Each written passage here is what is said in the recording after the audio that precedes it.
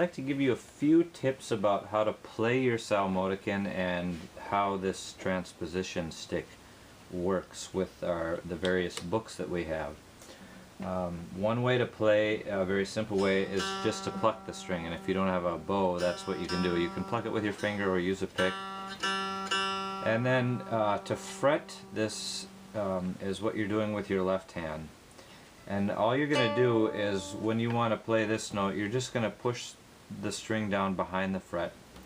And it's a lot easier to fret the string when your finger is very close to the fret. It requires less work on your part, and you can usually get a more clear tone by doing that. So instead of back here, you have to push really hard and it might buzz. You want to be right up close to the fret. So there's a 0, and if I want to fret it at the number 1, I just put my finger there. So that's pretty basic.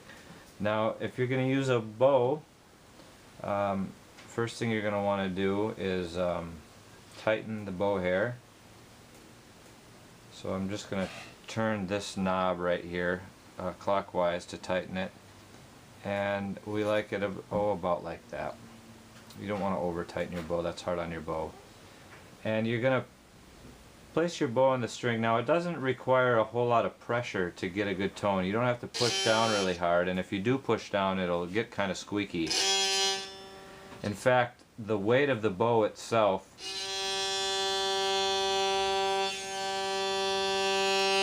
is really enough to give you a good tone. So you can experiment with the pressure. Now if you're bowing fast like that, you do need to push a little bit harder. And if you're going real slow, that's when you want to use your lightest pressure. So I would encourage you to just experiment.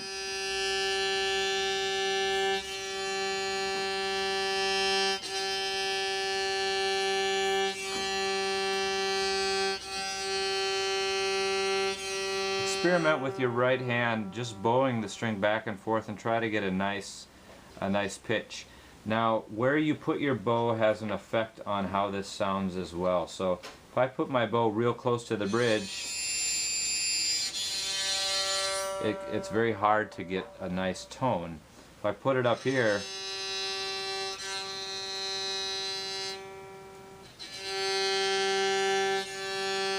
did you hear the difference? It's a lot quieter up here. So if you want a real quiet tone, you could bow up here, but really this is kind of the sweet spot. So practice that a couple times, then you might add your left hand, fret some notes. When you feel comfortable there, then you're ready to play a song. So with the literature that you got with your instrument, if we open up to page to the back here, there are some songs that we've included right here. And if we take our first song, for example, Twinkle Twinkle Little Star, right next to it you'll see that it says D, G, D tuning. And so you're going to want to take your transposition stick, and it should be marked up here D, G, D. And that corresponds with what's in the book. So we'll take that edge and we'll put it to the left like this. Then we know our numbers are going to line up with the numbers in the book. So if we have Twinkle Twinkle, we have 3, 3, 8, 8, 9, 9, 8. So why don't I try that and see if it works.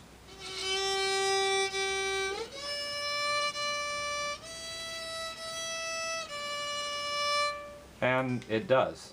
Now that's really how this stick works. If you want to expand a little bit into this Strumley songbook, where we have 125 more songs for you to try, there are different tunings used in this book, and each song lists the tuning.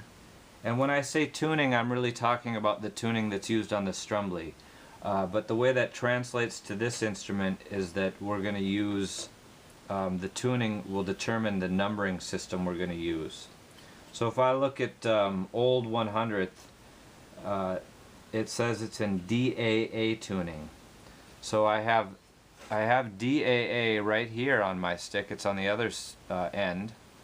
So if I flip my stick around and put it back here, I have the beginning starts with 3 3 2 1 0. So here's my 3 2 1 0. So why don't I try this?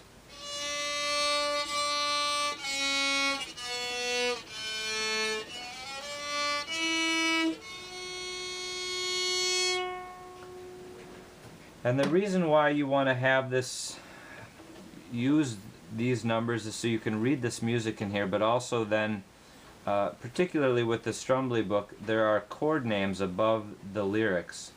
And so if you have a guitar player or somebody that can play piano, they can play along with you and play these chords, and it will be in tune with your instrument if you've tuned it like we recommend, which is to have the open string be tuned to G below middle C, or G3. G below middle C. So there's a lot of options for you if you get into this book. The other book we have is called Music for the Psalmodican, and that uses a numbering system that's called Cipherskrift. And I have that right here, right on the soundboard of this instrument with stickers, and it's just a different numbering system. And this book does a great job of explaining how to use that numbering system. They go a little bit further into notating the rhythms as well, and there's also a lot of 4-part harmonies available. So this is a really nice book, especially if you can get a few psalmodican players together. You can work through some of these songs and play harmonies with each other, and that's quite a bit of fun.